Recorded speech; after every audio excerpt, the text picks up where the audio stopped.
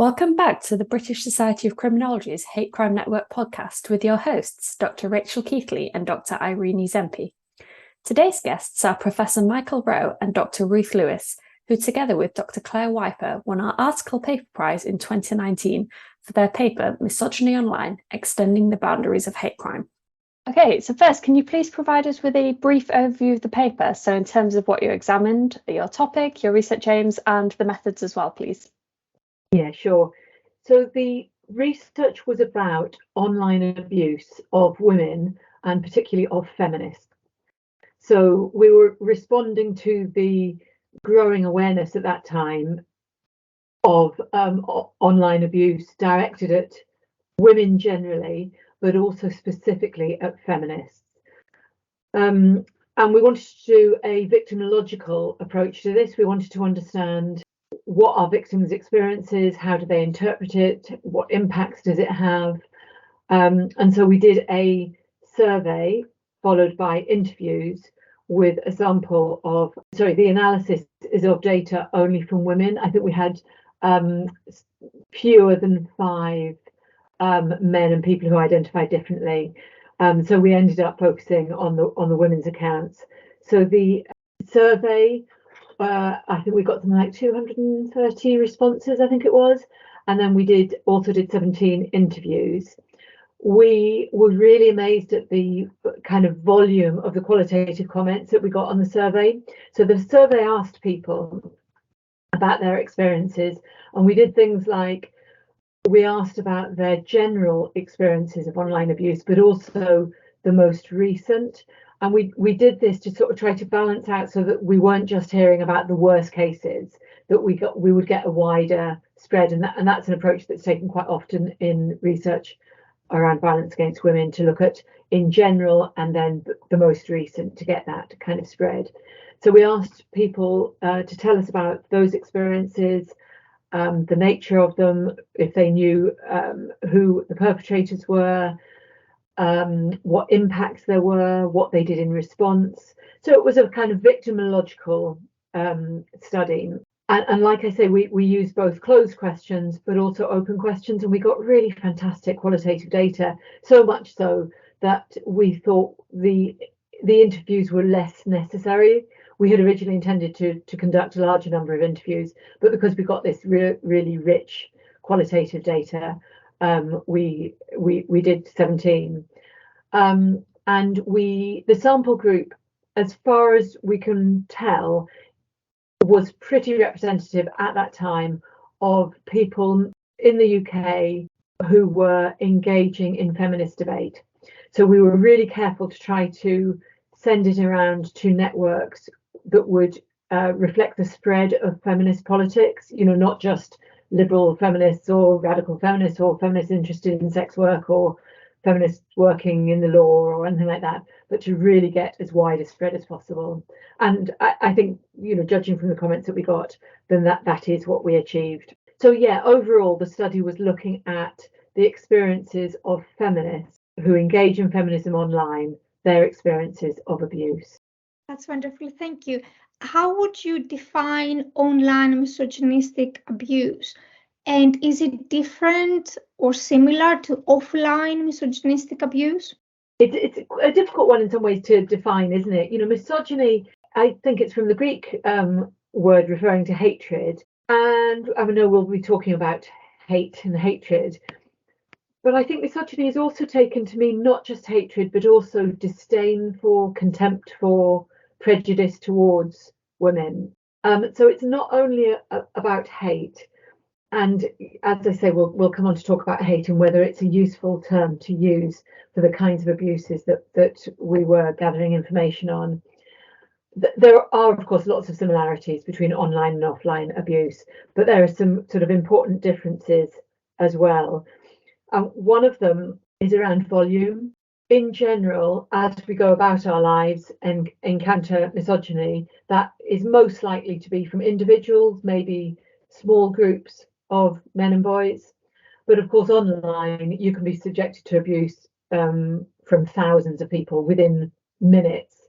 So the volume, the absolute avalanche can make it really quite a distinct experience, I think. And that's something that certainly not all of our respondents had had that kind of experience. It was the minority who'd had experiences of, very high volume abuse. But there must be something qualitatively different to experiencing that abuse, like I say, within seconds or minutes from thousands of people from accounts around the world. So the volume of messages and the volume of perpetrators, I think, can make it a different experience. The roots are likely the same online and offline, but the experience might be different.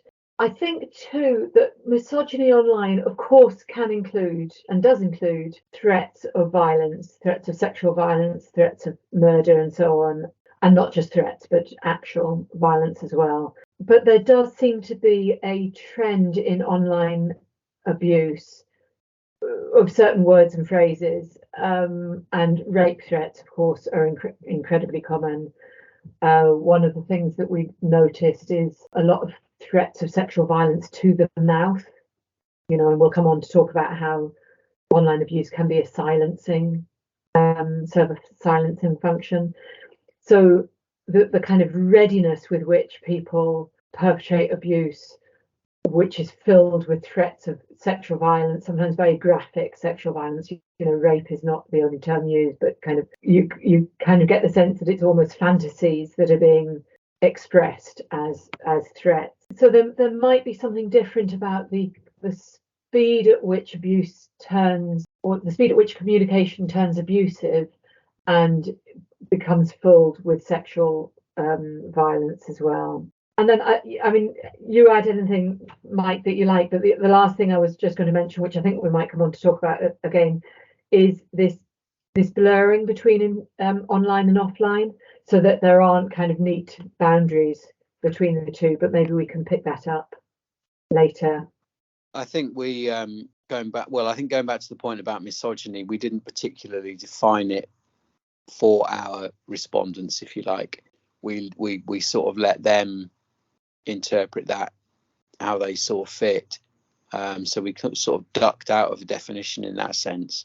The online offline dichotomy, I think, is a really important one, because we found lots of examples about, I think, a significant minority of our respondents said that they thought that they knew who the perpetrator was of the abuse they were receiving. So this wasn't, although Ruth's absolutely right to point to thousands of messages being sent from, all corners of the globe sort of thing, there was also a very significant theme, which is that people did actually know very often, or they thought they did, who the perpetrator was. And they could talk about that in a very convincing way. They knew who the perpetrator was or they thought they did, because the perpetrator would talk about information that really only they would know about, in terms of, for example, their location, where they worked, which tube station they got off at, their route home. They could, in the threats, they could convey information like that, which clearly related to the the offline world and the real world, and obviously made the threats even more chilling in many cases.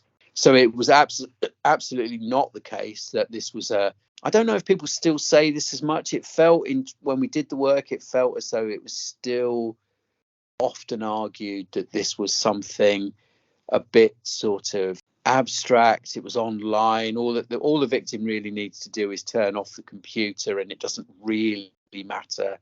I don't know if people make those arguments as much when we're recording this at a time when the online abuse bill is going through Parliament, and it feels like we've made a bit of progress since we did the work, in terms of taking this kind of stuff seriously. I think it maybe that, I don't know, maybe I sound very naive and optimistic saying that we've made some progress, but at the time it seemed like it was an argument that really needed to be made, that this was actually something that needed to be taken seriously in its own right. It wasn't something divorced from reality. I think that's a really useful point about how knowledge changes, or how we frame issues changes, because that's just 4 years ago. I mean, I guess we were doing the research, a year or so before this publication, but we're talking 5-6 years ago, exactly as you say, Mike, we had to make the case. Violence against women online and offline is part of the same phenomenon, and one isn't any less or serious or less significant than the other. But I think you're dead right, Mike, that we don't really need to make that point any longer. Unfortunately, I think that's probably partly because online abuse is so much more part of most people's lives. Can I say that? Is it most people's lives? Most people would have an awareness of it, even if they haven't experienced it. So it is more commonly recognised and known about now, I think. So I think perhaps the prevalence of it, but also the work that's been done by scholars, but also by practitioners and activists, kind of makes clear the connections between the online and the offline worlds. Yeah, thank you. I think you capture really well those complexities, but also the nuances of online misogynistic abuse and their relationship to the offline world, and how labelling misogyny and labelling hate can actually sometimes be prohibitive to capturing all these experiences. But you also point out in the paper that online misogynistic abuse poses some serious challenges, so in terms of victim support, policy and criminal justice responses. So could you just give us an outline or an overview of what some of these challenges were that you found? Well, I mean, there are some very clear challenges in terms of, first of all, investigations. These are, as we know, I think, very difficult just from a kind of forensic point of view. They're cross-jurisdictional, extremely so. They're very complicated in terms of the volume of messages that might be sent and all of that kind of thing. So, you know, there's that basic problem of trying to conduct any kind of investigation into online offending of any kind is very apparent here. I think in terms of, I think there's also a problem in terms of kind of capturing the content and the nature of the types of abuse that are expressed and where the harm lies and what the damage is. So I'm thinking now about the nature of silencing. Ruth's already sort of referred to the idea that this is very often about shutting women out of debate and cutting down the kind of digital commons, and saying that women have, you know, engaging in feminist debate and so on are not entitled or are not a legitimate presence. That kind of exclusionary content is kind of difficult, I think, probably for investigators to understand in some respects. I think another part of this is to recognise the nature of the interests of victims. It was something we've talked a lot about when we were doing the research and doing the analysis, was how we kind of came to terms with the fact that quite a significant proportion of women who we heard from spoke not dismissively about their experiences. It wasn't that they were dismissing them as unimportant, the kind of things that they were being told, but it was kind of that they were saying that the abuse they received somehow sort of led them to be sort of almost empowered and recommitted to the causes that they were speaking about, and to sort of double down their commitment to their political project, if you can put it that way. You know, they would, I think, very often reject the label of being a victim. You know, there's that wider debate about victims and survivors, and the terminology that we use is very significant here, obviously. And that came through, elements of that came through, I think, in our findings as well. So from a victim's point of view, if you're a service provider, or if you're in the criminal justice system somehow, I think one of the things I would say is not to assume that you can, not to assume a sort of singular response, not to assume that victims are going to be horrified and hiding away as a result of what they've experienced, because that very often that was not the case, and that didn't seem to bear any relationship to the nature of the abuse. Some of the most graphic and horrible things were not necessarily rated as particularly severe in terms of their impact on the victim. Maybe the volume point is a slightly contradictory one as well, I think, and a complex one, in as much as Ruth has said, I think the volume of messages often adds to the nature of the victimization, but also for some of the participants, they would kind of say, well, I get this kind of abuse all the time, and I just, I don't really I don't feel like I can deal with it. Why should I? It's not for me to deal with. It's their problem. And, and they had a very sort of resilient and, a different kind of response to what you may imagine at the outset that you would read. If you just read the material, you'd think that this person would be completely bowled over by what had happened to them. But actually that often wasn't the case, I think. So the complexity of their experiences needs to be really acknowledged and understood. Excellent. Moving forward, the data presented in the paper show that there are similarities between online misogynistic abuse and the key characteristics of hate crime. Specifically, you identify 3 dimensions of hate crime: the nature of the motivation, exclusionary intent, and spatial context. Can you please describe these dimensions in more detail? Okay, shall I start off by talking about the point about motivation? Yeah. So one of the things that we say in the paper, and that we were aware of all the way through, is that we can only interpret what motivations might be.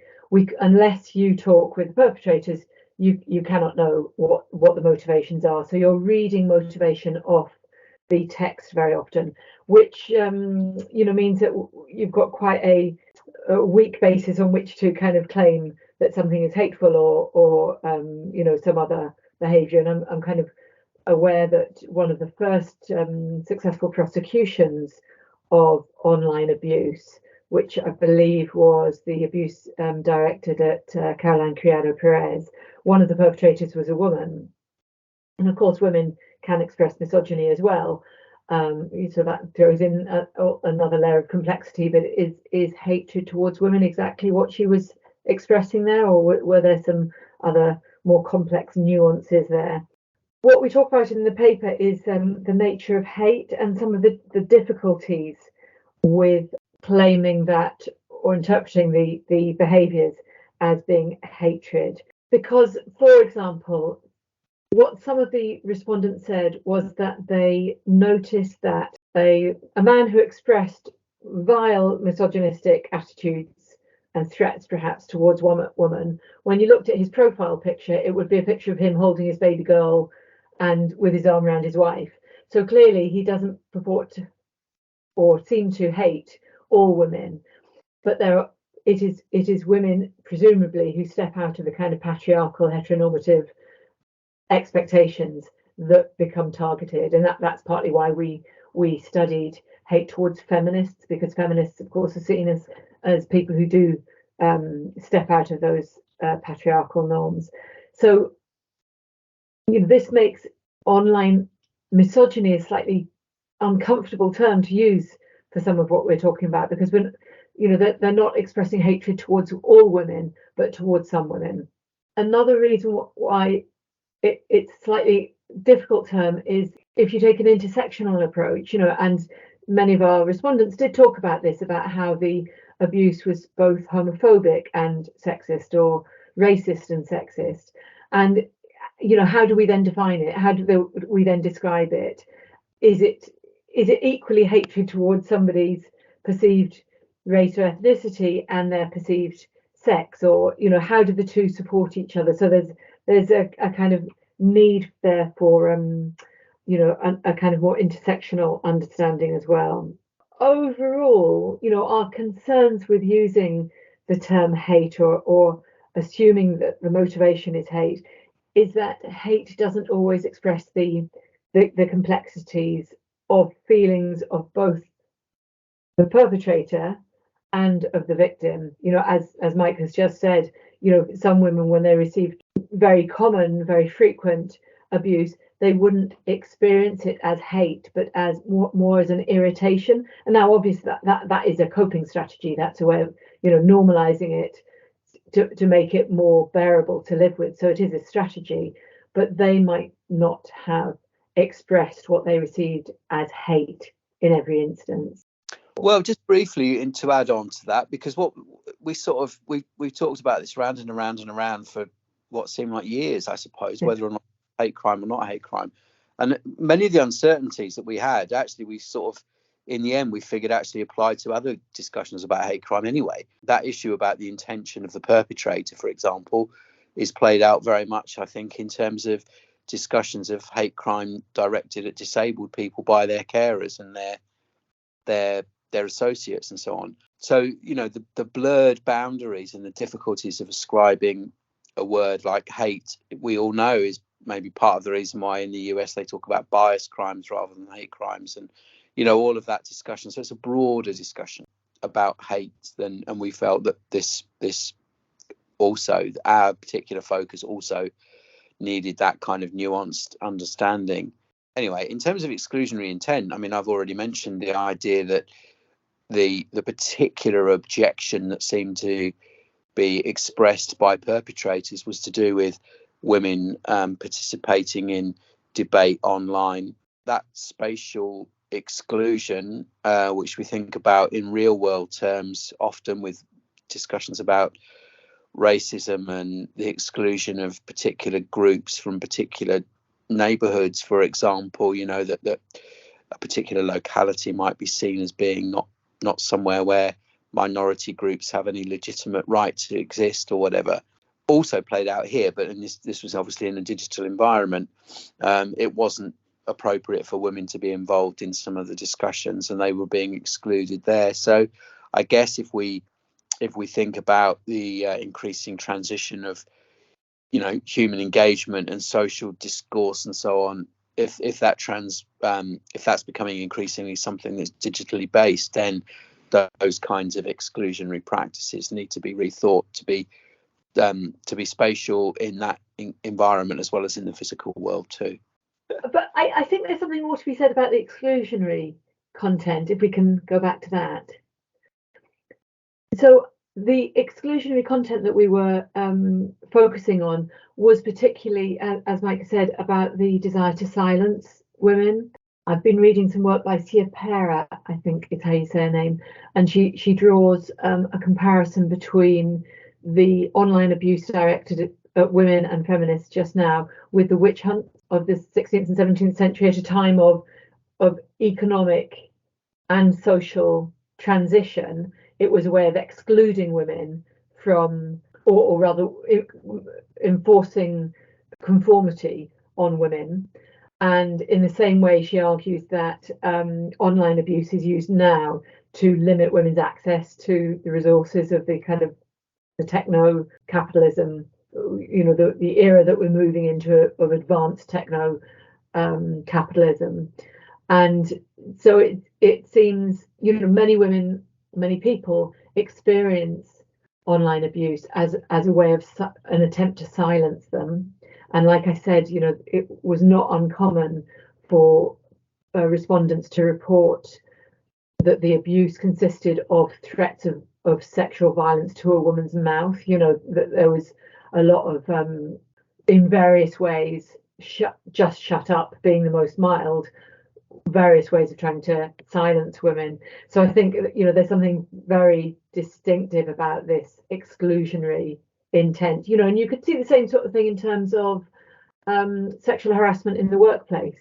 You know, certainly when women started to enter the workplace in larger numbers, then sexual harassment was, you know, a key feature of their lives, and you could easily interpret that as a message to women that they didn't belong in those environments, and if they were going to encroach on men's territory, then they needed to conform to what men expected of them. Yeah, so I think that we don't know if perpetrators are attempting to silence women. We can interpret that they are, and many women experience it as an attempt to silence them. Although, as Mike has said, in fact, it was often a galvanizing experience for women. And I think it's worth saying something here about the activism. The thing that can make online and offline experiences quite different is that at the same time that you're experiencing the abuse online, particularly if you're kind of well networked with other feminists, you can also be experiencing support from feminists and activism from feminists against the perpetrators. So some groups talked about how they were in networks where they would actually be given different roles. If they saw somebody being targeted for abuse, somebody would go kind of backstage and find out more about him, find out who he worked for, and if his employer knew that he was sending these messages on work time, for example. Someone else would support the victim and to let her know that she wasn't alone. Someone else might target their activity at the perpetrators themselves. So it's this quite extraordinary, really multi-level experience where you're experiencing abuse, but also a sense potentially of solidarity from others, and a sense that the politics that you are being abused for are highly relevant and valuable. Thank you. I think there's some really rich and detailed findings there. And speaking of the findings, the analysis outlined in this paper, they've obviously got considerable implications for the criminal justice system, for the law, and for health and social policy. So could you briefly outline some of those implications? I suppose the main implication is the obvious one, really, which is that this is a very significant area in terms of the amount of offending that's occurring, that it does link, as we said, into real world offending as well. There's a very wide discussion about the extent to which online activity reflects people's real world activities, but I think we've certainly found enough evidence to suggest that at least some of the perpetrators of this kind of offensive abuse would be people of concern, if you like, in terms of real world activity as well. So I think there's the volume, the seriousness, but as I say, I also think in terms of the policy response, the victim support, the health and social care responses, that we have to also understand that the victims, using inverted commas around that word, have considerable autonomy, and as Ruth has just described, would often talk about their response to what they experienced as being quite an important part of their own feminist activism. Now, of course, there's a much bigger question as well about the extent to which all of that would translate to, I suppose, what we might describe as non-activist women who receive abuse in online spaces, of which there must be an enormous number who are not networked, who are not well positioned. So, that would be something of further concern, which I think we need to know more about their experiences and what that looks like and what needs to be done in that space. We've not really mentioned in our discussion now the role of the tech companies in all of this, but I think that is also significant. And we got quite, Ruth can perhaps remind me about this as well, but I think we got quite mixed responses from, I think there was a general perception, which was that the authorities in broad terms were not taking the issue seriously enough.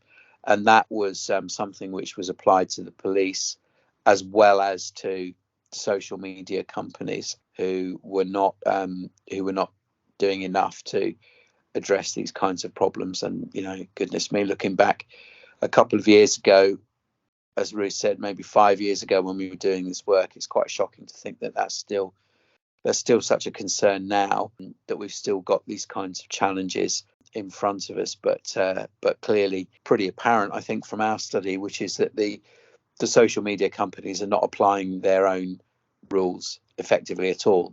We might talk about whether those are the most appropriate rules, whether those rules are the ones that we would want to, write now, whether they need to be refined and improved or strengthened. But even the ones that they had set themselves, they weren't really enforcing. So I think that's a significant concern. One of the other findings was that the platform where women experienced the most abuse was Twitter, and obviously the changes at Twitter recently suggest that there's likely to be less policing with a small p of abuse on that platform. Okay, so finally, what further research have you undertaken, or do you feel needs to be done to address this issue?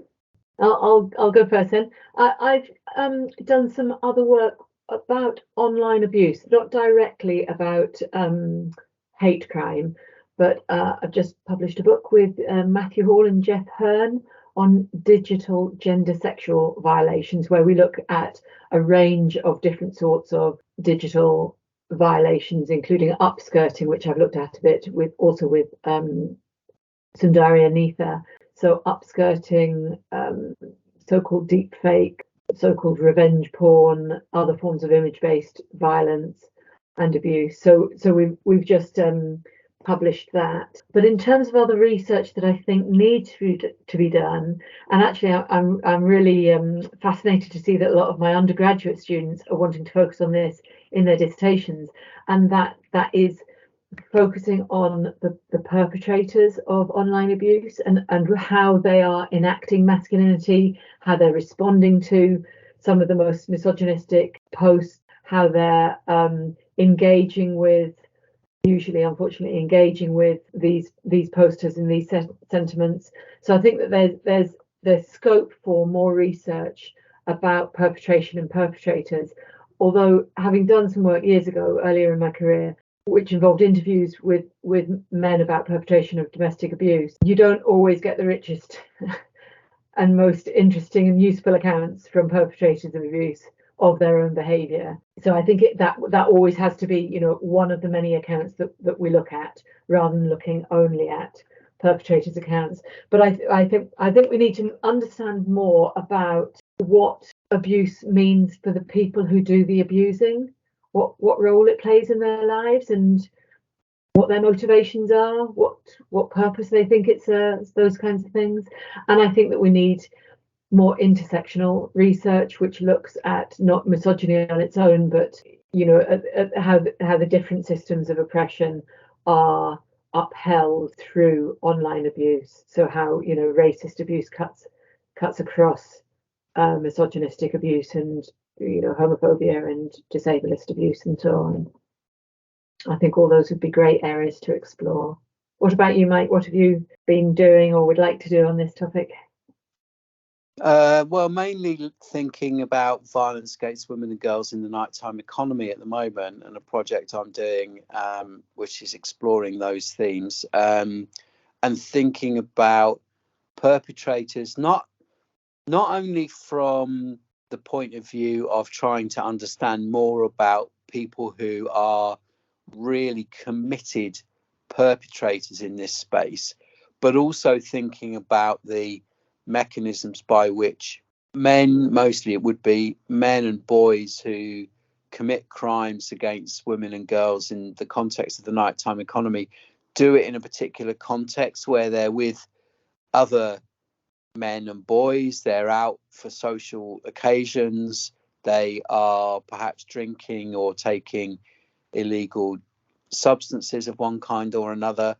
But as I keep saying to colleagues, the kind of perpetrators who probably don't go out at the beginning of the evening with the expressed intention of groping a woman or committing an offence against a woman of some kind, but nonetheless end up doing so in a context of substance abuse, in a context of commercialised and sexualised nighttime economy, and how those things unpack and how they unfold, and what we can do to better intervene and recognise the symptoms and the signs that they might be problematic behaviour that's occurring or going to occur. So I think we can do more about perpetrators in terms, as Ruth is suggesting, I think about individuals who are known perpetrators, known offenders, but I also think we need to think about perpetration in broader terms and get understanding the context in which it occurs. It's not just about dysfunctional men, although they are dysfunctional men, but it's not, the point is it's not just about men who are committed, organised perpetrators. We have a wider discussion about all of these things, and I think that's the sort of thing that we need to bring to bear in this space as well. And I think that really applies to the online world too. On the one hand, you've got your incels and your men's rights activists, but what about the men and boys who are kind of swept along, influenced by it, not deeply committed, not organised, like you say, but how is this shifting to become a more widely supported norm? I think that there's some really important questions there. So I've been doing some interviews recently on another project, actually, with detectives who look at adult sexual assault. And one of the things they're talking about is the way in which perpetrators are using certain violent and abusive techniques, strangulation in particular. And the detectives are talking about the fact that this seems to be something that they're picking up from pornography online, that this is somehow what people do in the context of a consensual sexual relationship. And actually, of course, that's extremely problematic, but they're not doing it because they kind of are misogynistic women haters. They're doing it because they think that's the kind of behavior that is expected of them.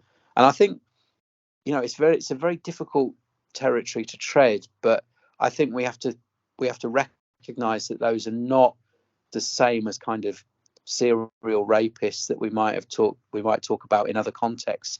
I'm sure there might be some overlaps, but they're not the same sort of perpetrators, I don't think. I think we need to understand that a bit more carefully and in a bit more nuanced way, which is not about making any excuses for anything at all.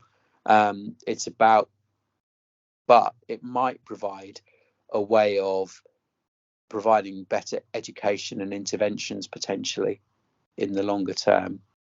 That's wonderful. Thank you so much. So much food for thought.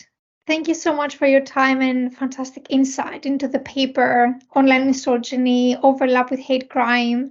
You're very welcome. It's been lovely. It's been lovely to talk about it again, because we wrote it some years ago, didn't we, Mike? So yeah, it's been nice to dip back into it. Nice to think about it again. And we also really need to acknowledge that Clare Wiper, our colleague, was involved in, she's not been involved today, unfortunately, but she's been obviously completely involved in every other part of it. Tip of the hat to Clare. Absolutely. Yeah. Absolutely. Thank you.